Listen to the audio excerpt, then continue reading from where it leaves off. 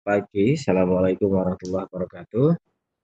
Yang Waalaikumsalam. saya hormati rekan-rekan duta saja semuanya yang hadir pada pagi hari ini. Saya lihat banyak sekali nama-nama di situ, terutama yang 2019, 2018 gitu ya, dan 2017.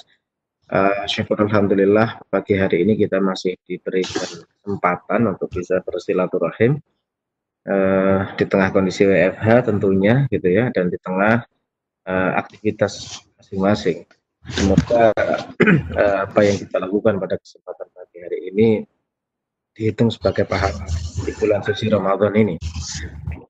Yang kedua, karena ini urusannya dengan apa ini ya, sosialisasi atau fintech atau pendalaman materi tentang nantinya rencana jenjang kedua atau level kedua dari proses pembati yang sudah dilakukan.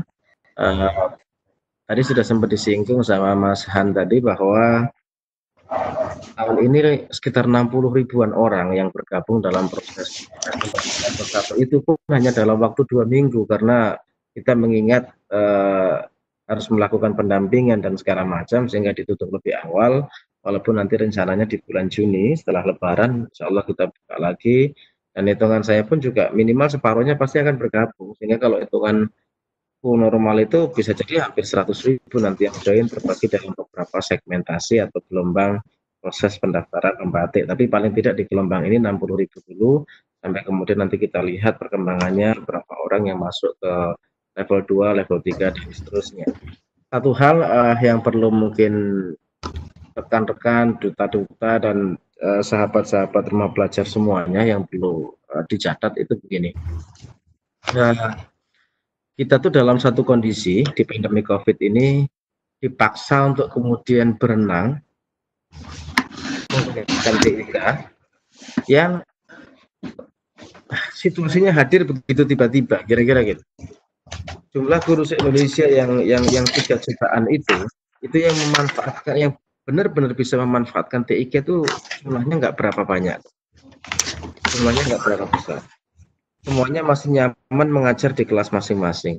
Semuanya masih nyaman mereka melakukan interaksi atau aktivitas yang offline mode lah, kira-kira gitu. Nah, tiba-tiba karena kondisi pandemi COVID ini semua dipaksa untuk melakukan online mode semua. Semua dipaksa melakukan kondisi yang ya di luar extraordinary atau di luar kewajaran kita. Nah, tapi nanti Anda akan merasakan bahwa posisi ketidaknormalan atau ketidakwajaran situasi kali ini itu menjadi normal kalau sudah di atas 40 hari atau di atas 2 bulan ke depan. Sesuatu yang tadinya Anda anggap hari ini tidak normal, kira-kira gitu, nanti 2 bulan ke depan setelah kita mengikuti proses ini, itu akan jadi normal gitu. Bahkan kita akan ngajar di kelas mungkin dengan agak sedikit berbeda perasaannya dibanding sebelumnya. Karena sebelumnya mungkin 90% fokus kita ada di offline mode dan 10% mungkin mendampingi online mode, kira-kira gitu. Sekarang tiba-tiba 90% melakukan aktivitas online atau bahkan 100%, kira-kira gitu. Besok kita masuk, seandainya pandemi COVID ini sudah selesai, itu kondisi sudah gak balance, mungkin 50-50 atau bahkan mungkin 60-40 situasi psikologisnya. Jadi Anda yang terbiasa kemudian ngajar di online, ngajar di virtual room, ngajar kemudian menggunakan semua tools yang lain, itu tiba-tiba menjadi aneh kalau dipaksa kemudian 100% kembali ke posisi offline mode itu tadi. Nah, ini yang saya katakan tadi di depan, bahwa ketidaknormalan hari ini itu akan menjadi kenormalan besok di sekian hari yang akan datang atau sekian waktu yang akan datang. Nah, situasinya adalah kemudian teman-teman ini dipaksa untuk berenang dalam pandemi COVID yang ternyata juga nggak semua orang itu mengetahui skill-skill ataupun kemampuan-kemampuan terbaik bagaimana menggunakan semua perangkat IT itu untuk proses belajar mengajar. Itu yang jadi problem sebetulnya. Sehingga semuanya berikhtiar dengan caranya masing-masing. Semua berproses dengan caranya masing-masing. Dan semua berpikir kemudian bahwa masing-masing sudah benar melakukan banyak hal, terutama dalam proses belajar mengajar yang memanfaatkan teknologi informasi dan komunikasi. Di titik inilah kemudian saya pikir Pusdatin dan rekan-rekan duta rumah belajar tentunya sudah berpengalaman sedikit melakukan kalibrasi kalau bahasa orang teknis. kita mencoba sedikit melakukan kalibrasi untuk menunjukkan atau menyampaikan kepada teman-teman semua bahwa kalau you akan memanfaatkan teknologi informasi, kira-kira idealnya itu begini. Kira-kira tahapannya itu begini, yang Anda harus lakukan adalah semacam ini. Supaya tadi ikhtiar-ikhtiar atau istiadat awal yang dilakukan itu kemudian tidak terlalu melenceng ke kanan atau melenceng ke kiri, kira-kira gitu. Karena semua ilmu itu pasti ada pattern-nya. Semua proses, semua pendekatan pasti ada polanya. Pun sama juga dengan memanfaatkan teknologi informasi dan komunikasi. Walaupun kita yakin mungkin merasa sudah benar, tapi tentu ada pola, ada pattern, atau bahkan ilmu yang untuk mengkalibrasi semua proses, sehingga kita harapkan proses belajar mengajar yang memanfaatkan teknologi itu bisa berjalan dengan baik tentunya, dengan lancar, dan tentunya sesuai dengan kaidah-kaidah yang sudah ditetapkan. Nah, dan pelatihan pembatik ini, pembelajaran berbasis TIK ini saya pikir menjadi sarana kalibrasi yang cukup efektif untuk kemudian kita merefresh lagi atau melakukan reference apa yang sudah kita lakukan terhadap proses pembelajaran berbasis TIK di during COVID-19 yang hari ini sedang terjadi. Kalau posisinya nggak ada during COVID-19, mungkin semuanya nggak akan segeger ini kira-kira gitu. Tapi pembatik ini menjadi sarana yang terbaik untuk teman-teman guru kembali mendapatkan informasi, mendapatkan ilmu, mendapatkan jurus-jurus baru supaya bisa berenang dalam banjir pandemi COVID dan pemanfaatan TIK yang luar biasa, sehingga Anda bisa mengoptimalkan semua perangkat, semua aplikasi, semua tools, dan tentunya itu inline dengan proses belajar mengajar yang ada di sekolah, sehingga benar-benar apa yang kita lakukan itu tepat sasaran.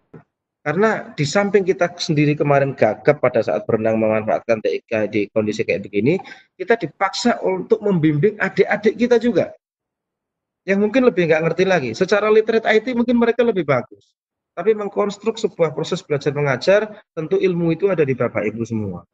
Nah, di level 2 inilah nanti yang mulai secara bertahap kita diminta untuk melakukan atau mendalami beberapa substansi topik, terutama di poin keempat nanti, bagaimana mengimplementasikan TIK itu dalam proses belajar mengajar di kelas. Ini lebih menarik, kenapa? Karena modul ini awalnya disusun tidak untuk kebutuhan pandemi COVID. Nah, di titik ini nanti para duta rumah belajar yang sudah tentunya berpengalaman, mencoba untuk kemudian membimbing dan mengarahkan adik-adik bagaimana melakukan implementasi proses belajar mengajar yang menggunakan TIK.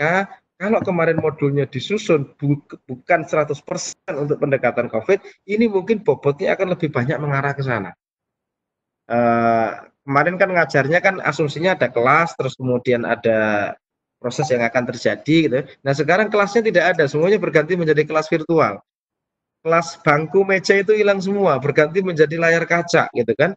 Tentunya butuh pola-pola baru, pendekatan-pendekatan baru, tapi saya sangat yakin para duta-duta rumah belajar ini tentunya yang kemarin sudah berproses dalam DRB, kemudian mengelola online masing-masing, itu memiliki jam terbang dan pengalaman bagaimana mengimplementasikan TIK yang full 100% kondisi yang tidak di kelas kita masing-masing. Ini mungkin yang menarik nanti di poin keempat ya, di modul yang keempat di gelombang 2 ini, di level 2 ini, di samping tentunya modul-modul yang lain yang nanti akan dipelajari oleh rekan-rekan semua yang mengikuti pembatik sekian level atau sekian region nanti yang akan berproses dalam bintek-bintek kali ini. Nah, prinsipnya kami menyambut baik kepada atas inisiatif ini gitu ya, rekan-rekan semua, duta-duta rumah belajar, supaya nanti semua yang mengikuti proses pembatik ini bisa tuntas, paling tidak sampai level 3 lah kira-kira gitu, sampai level 3 atau sampai level 4 nanti kita lihat kondisinya semacam apa, sehingga ada ilmu baru yang kemudian bisa diimplementasikan di sekolah masing-masing. Kata terakhir dari Ki Hajar Dewantoro yang saya sering kali pakai di beberapa kali diskusi, bahwa tentunya pada kesempatan kali ini setiap orang bisa menjadi guru dan setiap rumah itu bisa menjadi sekolah. Itu yang saya pikir menjadi tantangan terbesar di poin keempat nanti, di materi keempat nanti, bagaimana mengimplementasikan TIK yang ada di di tempat Anda masing-masing, di sekolah Anda masing-masing. Cuman bedanya saat itu sekolahnya adalah mungkin di pinggir jalan dengan alamat sekian gitu ya. Sekarang sekolah itu ada di rumahnya masing-masing. Dan gurunya tentu tidak semata-mata Bapak Ibu guru yang ngajar mapel-mapel tertentu, gurunya bisa jadi adalah orang tua, kakak, saudara, bahkan tetangga yang terdekat yang ada di rumah. Nah, saya pikir itu menjadi relevan pada kesempatan kali ini. Ini pula yang nanti akan saya sampaikan pada saat pertemuan dengan World Bank nanti siang. Filosofi Ki Hajar Dewantoro ini bagaimana kita menjadikan setiap orang adalah guru dan setiap rumah adalah sekolah. Saya pikir itu yang bisa sedikit saya sampaikan ke teman-teman kita semua. Sekali lagi selamat melakukan aktivitas ini.